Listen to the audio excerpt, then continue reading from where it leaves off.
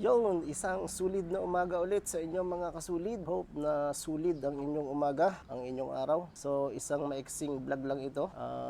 Aking isi-share lang sa inyo yung aking mga pinalitang accessories o parts ng aking bike. Ito ay isang naked bike ng Kawasaki. So ito yung Z400, ano, isang naked touring bike. So ano ba yung mga spare o mga parts na aking pinalitan dito sa ating bike. So isa-isahin na. So mga kasulid, umpisahan natin dito sa harap. So nagpalit na tayo nitong ating windshield. Hindi ko alam, I'm not sure kung ito yung version 1. Ito yung mahaba, ano. Mayroong bagong labas, yung medyo ano lang siya, medyo medium yung kanyang size, hindi siya mahaba. Compared doon sa stock na hanggang dito lang, ano. So yung medium na lumalabas ngayon sa market, yung hanggang dito. Pero ito mga kasulid yung version 1, okay? So ito, nagpalit na tayo ng radiator cover, no? Okay? Ito isa sa ating pinalitan, in-upgrade.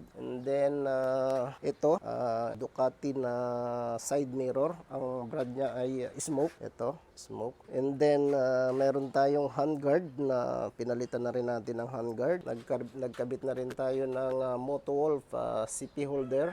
Okay. And then crash guard with slider, kasama na yan. Then meron na rin siyang bracket, ano, ng MDL or mini driving light. Naglagay na rin tayo ng anong ba tawag daw ito?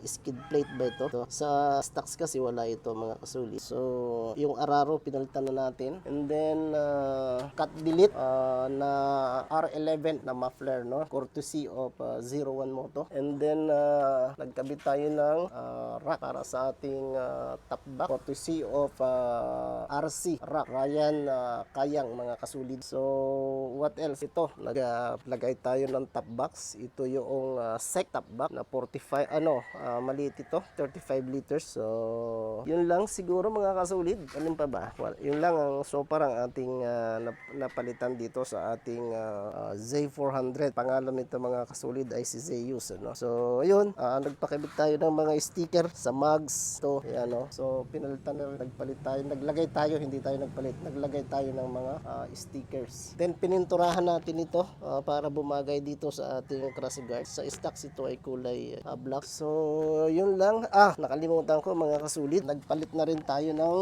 PIA horn. Ayan mga kasulid, sorry, mali. Ayan yan, ito PIA horn. So malakas na yung ating busina mga. So tingnan natin mga kasulid yung kanyang odo. So bali, ayan, kung nakikita nyo yung against the light, ayan, yan. So bali 2,800 pa lang mga kasulid yung natatakbo nitong atin. So yun lang mga kasulid. So bali yun lang mga kasulid.